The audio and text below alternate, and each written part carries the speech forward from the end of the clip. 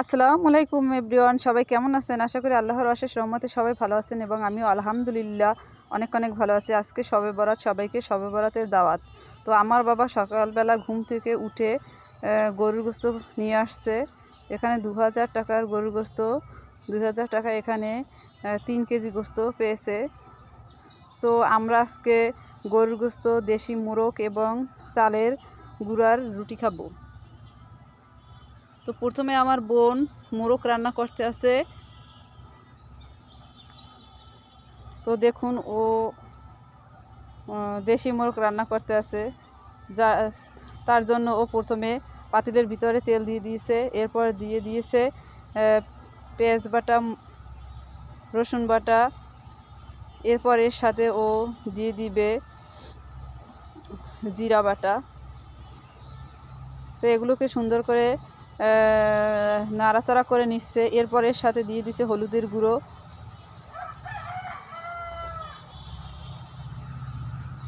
এখন সুন্দর মতো নাড়াচাড়া করে এর সাথে ও দিয়ে দিবে মরিচের গুঁড়ো।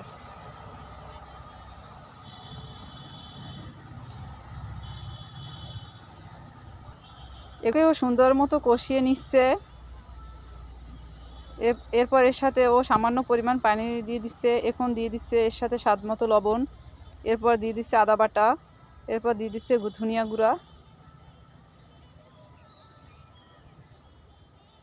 তো ও পরিমাণ মতো ধনিয়ার গুঁড়া দিয়ে দিচ্ছে।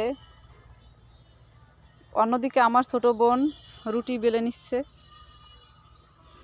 ও অনেক সুন্দর রুটি বেলতে পারে, আমাদের বাসার সবচেয়ে সুন্দর রুটি বেলতে পারে ও। তো দেখুন কত সুন্দর ও চালের গুঁড়ার রুটি বেলে নিচ্ছে।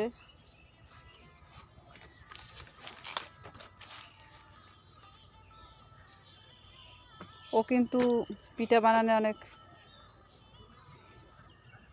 অনেক সেরা, অনেক সুন্দর রুটি বা অন্যান্য পিঠাও বানাতে পারে।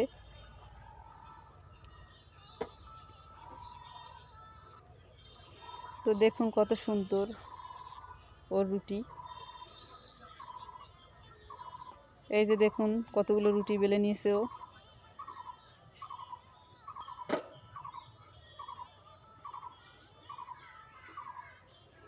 দেখুন কত সুন্দর। আপনারা কিন্তু আসবেন আমাদের বাসায়। এদিকে রান্না চলতে আছে। অন্য একটা পাতিলে আমার আম্মু গরুর গোস্ত রান্না করার জন্য মশলা কষিয়ে নিচ্ছে। এ পর্যায়ে আমার মেজো বোন মশলা কষানো শেষে মুরগির গোস্তগুলো দিয়ে দিচ্ছে।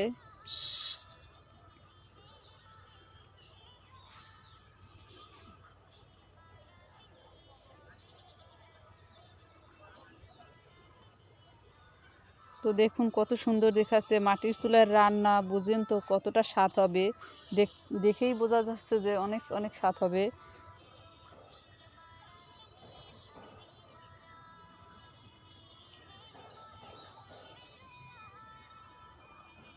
এই দেখুন আমার আম্মু গরুর গোস্ত রান্না করার জন্য কষিয়ে নিচ্ছে মশলা।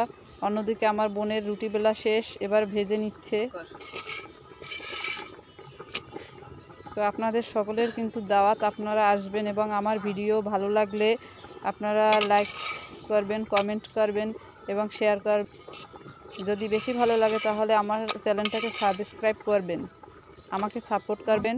ধন্যবাদ সবাইকে।